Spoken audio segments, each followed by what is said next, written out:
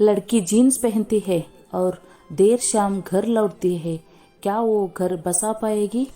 बहू, बुआ जी आई है, जल्दी से चाय नाश्ता ले आ। मंजुला जी ने अपनी चचेरी ननंद को देखते हुए बहू को आवाज लगाई। इतनी ही देर में बुआ जी ने चोर नजरों से घर का पूरा मुआयना कर डाला था।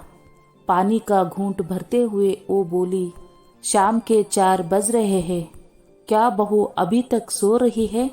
नहीं जीजी, सो नहीं रही, थोड़ा आराम करने गई है। आज संडे है ना, तो सभी देर से सो कर उठे, इसलिए नाश्ता देर से और फिर खाना तो अभी कुछ देर पहले ही सबने खाया है। बेचारी सुबह से रसोई में लगी थी, इस बीच घर के दूसरे काम भी करती रही, खाना वगैरह बना लेती है सही से। मैंने तो सुना था शादी से पहले कभी रसोई में भी ना घुसी थी। सुबह कॉलेज के लिए निकलती तो रात को ही घर में घुसती। मेरी ननंद की ननंद रहती है ना, उनके पड़ोस में, उसी ने बताया था। वैसे तो अब शाम होने वाली है, इस समय बहू बेटियों का सोना अच्छा नहीं लगता है। बुआ जी आंखों को गोल गोल घुमाते हुए बोली, वो भी इंसान ही है, उसे भी आराम की जरूरत है। वैसे उसके आने के बाद तो मुझे कितना आराम हो गया बता नहीं सकती हूँ। रही रसोई घर संभालने के बाद तो अपनी मीनू तो अभी ढंग से चाय बनाना भी नहीं जानती, वो भी तो इसकी उम्र की ही है।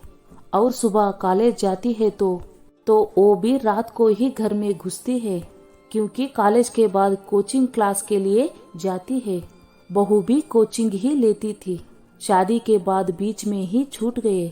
मैंने तो दीपक से कहा है कि दोबारा से इसकी कोचिंग क्लासेस शुरू करवाए। इतनी मेहनत की है, उसे छूले चौके में थोड़ी ना जाने दूंगी। वैसे मंजुला, अब तुम खुद ही समझदार हो, लेकिन मेरा भी घर के प्रति कुछ फर्ज बनता है, इसलिए अपना समझकर कह रही हूँ, ज्यादा सिर पर मत चढ़ा, बाद में तुम्हें ही दुख देगी। वो नौकरी पर चली जाएगी तो सारे काम धंधे तेरे जिम्मे आ पड़ेंगे, फिर बाल बच्चे घर संभालेगी या इसके बच्चे को? पढ़ाई किसी को देनी नहीं। मेरे आस पड़ोस में जितनी भी कामकाजी बहुएं हैं, मजाल है कि उनकी सास 1 मिनट भी घर से बाहर निकल पाए। उधर बहुएं तो कामकाज के बहाने मजे करती है और सास सारा दिन रसोई में काटती है। अपने टाइम में भी किया और अब बुढ़ापे में बहुओं के हिस्से का भी करे। इतनी देर में मंजुला जी की बहू वैशाली चाय नाश्ता लेकर आई तो बुआ जी ने उसे ऊपर से नीचे तक देखा। वैशाली को साड़ी और उसके सिर पर पल्लू देख बुआ जी की आंखें फटी रह गई। वैशाली ने चाय नाश्ता एक तरफ रखा, बुआ जी के पैर दबाए। बुआ जी ने भी उसे ढेरों आशीर्वाद दिए। बुआ जी उसे देखते हुए बोली, बहू तुम्हें साड़ी भी बांधनी आती है? मैंने तो सुना था कि तूने आज तक सूट भी नहीं पहना, यहाँ तो तुम हाथों में भर भर कर चूड़ी, बिंदी और पायल भी पहनी हुई हो। बुआ जी की बात सुन वैशाली की हंसी छूट गई। किसी तरह अपनी हंसी पर काबू करते हुए वैशाली बोली, बुआ जी, जीन्स में मुझे कंफर्टेबल महसूस होता था। कॉलेज और कैंटीन की इतनी भागदौड़ में मुझसे सूट दुपट्टा नहीं संभालता था। लेकिन ये आपसे किसने कहा कि मैं कभी सूट नहीं पहनती थी? तीज त्योहार, कॉलेज के फंक्शन में मैं सूट के साथ साथ साड़ी भी पहनती थी और मुझे सूट साड़ी पहनना बहुत ही अच्छा लगता था। बस इन्हें संभाल नहीं जाता, लेकिन अब धीरे धीरे सीख रही हूँ। अच्छा है बहू, बहुएं तो सूट साड़ी और सजी धजी ही अच्छी लगती है। बुआ जी, चाय लीजिए ना, और ये नाश्ता खाकर बताइए कैसा बना है। ये तुमने बनाया है और इतनी जल्दी? लेकिन मैंने तो सुना था कि तुम कभी। बुआ जी, सब सुनी हुई बातें सच नहीं होती, कुछ बातें अफवाह भी होती है।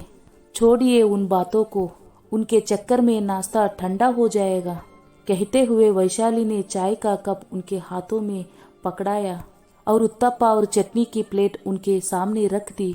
चाय नाश्ता करने के बाद बुआ जी वैशाली की तारीफ करते नहीं थक रही थी। वाह बहू, बहुत ही बढ़िया बनाया तुमने, तुम्हारे हाथों में तो बहुत स्वाद है, वरना आजकल की लड़कियां तो, बुआ जी, आजकल की लड़कियों को भी सब आता है। पता नहीं ये अफवाह कौन फैलाता है कि पढ़ी लिखी और नौकरी पेश लड़कियां घर का कामकाज नहीं कर सकती। उन्हें अपने संस्कारों से प्यार नहीं, उन्हें आज़ादी प्यारी है। ऐसा कुछ नहीं है बुआ जी, एक कोरी अफवाहें है। हाँ बहू, कहा तो तुम सही रही हो। तुमसे मिलने के बाद वाकई में मुझे एहसास हुआ कि वो सब अफवाहें थी जो तुम्हारे बारे में फैलाई गई। माफ करना, मैं भी एक बार तो बहकाव में आ ही गई थी। अपनी बुआ सास की बात सुन वैशाली बस मुस्कुरा भर दी। चाय नाश्ते के बाद बर्तन उठाते हुए बोली, अच्छा बुआ जी, आप मम्मी जी से बातें करिए, मैं खाने का इंतजाम करती हूँ, खाना खाकर ही जाना। ना ना बहू, आज नहीं, आज थोड़ा जल्दी में हूँ, फिर कभी। शाम को एक शादी में जाना है। उनके जाने के बाद मंजुला जी भी आराम करने के लिए लेट गई। अभी 3 महीने पहले ही तो वैशाली और दीपक का रिश्ता तय हुआ था।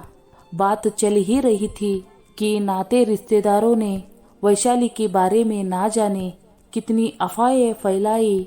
बातों ही बातों में उन्हें ये रिश्ता तोड़ने की सलाह भी दी कि लड़की मॉडर्न है, बीएड कॉलेज में पढ़ी है, देर से घर आती है, लड़कों के साथ भी 1-2 बार घूमते देखा है।